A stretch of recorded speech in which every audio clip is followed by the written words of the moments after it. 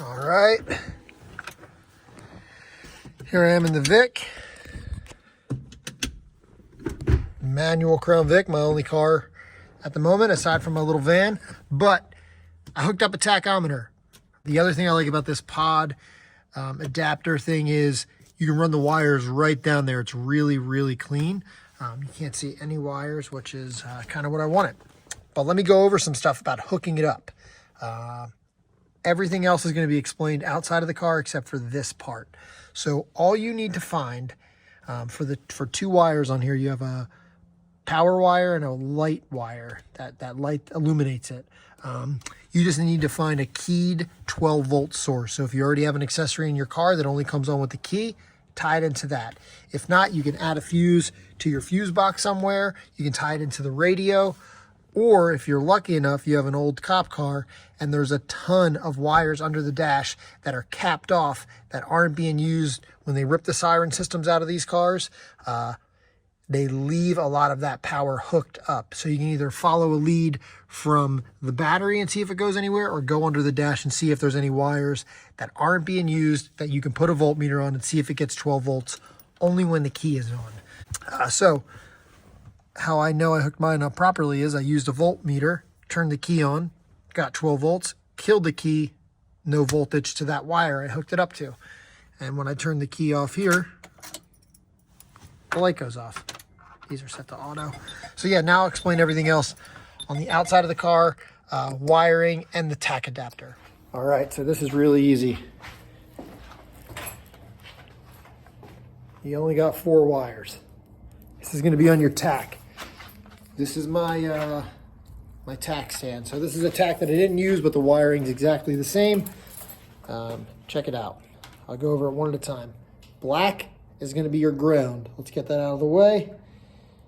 Green is going to be your signal. So where you hook up to the outside of the car, I'll show you in a moment, but this is your signal wire. This is the only wire that needs to run outside of the firewall. Just this green one. The other ones, you can probably find everything you need. The ground, the power, and the illumination source, all from inside the car. So the green wire goes outside. The other 2 are going to be power, and then this is for the illumination, for the light, this white wire. I tied mine together to the same 12-volt source, so that way when I turn the key on, it also illuminates at the same time. So I don't have an option. The actual gauge I have has a button on it to shut the light off, so that's why I did it. Even if not, I'm fine with the light coming on anytime I use it. So that's all you do. These are your power, basically. You want to hook that up to the key 12 volt. Green is your signal. Black is your ground. It's that dumb simple. Now the more complicated one, which is not complicated, I'm going to turn the camera around and show you. Here's the tach adapter.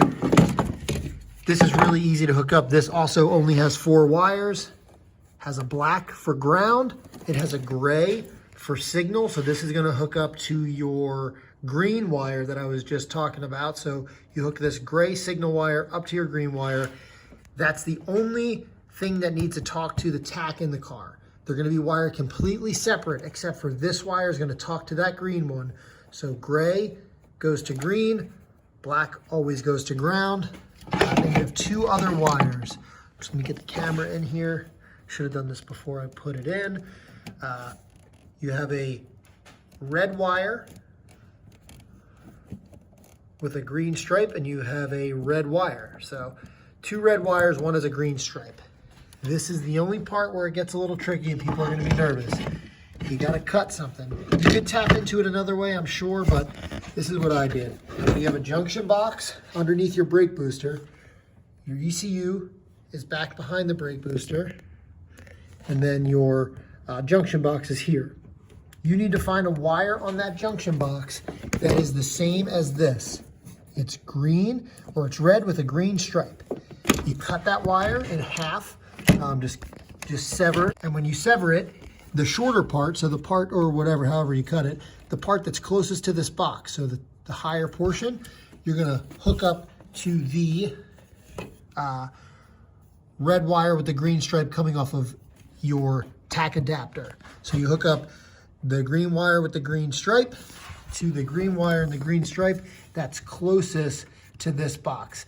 The one that's down there that you cut, you're gonna hook up to the solid red wire. So basically you're just interrupting the signal from the ECU is gonna go feed into this, and then it's gonna go into this junction box. And that's all you're doing. So you have your ground, your signal, and then you're interrupting that signal wire. The one closest to here, green with the red wire, and then solid red to the other part of that. I have run my car, driven it, everything is working just fine. So that's all you have to do to get a fucking tachometer in one of these things. The only bummer is this piece is $120 or $100. I think I paid $108 for it. Seems like too much money. But anyway, I've dumped thousands of dollars into this car. What's another 100? That's how you hook up a tach in your pre-2005 Crown Vic. Thanks.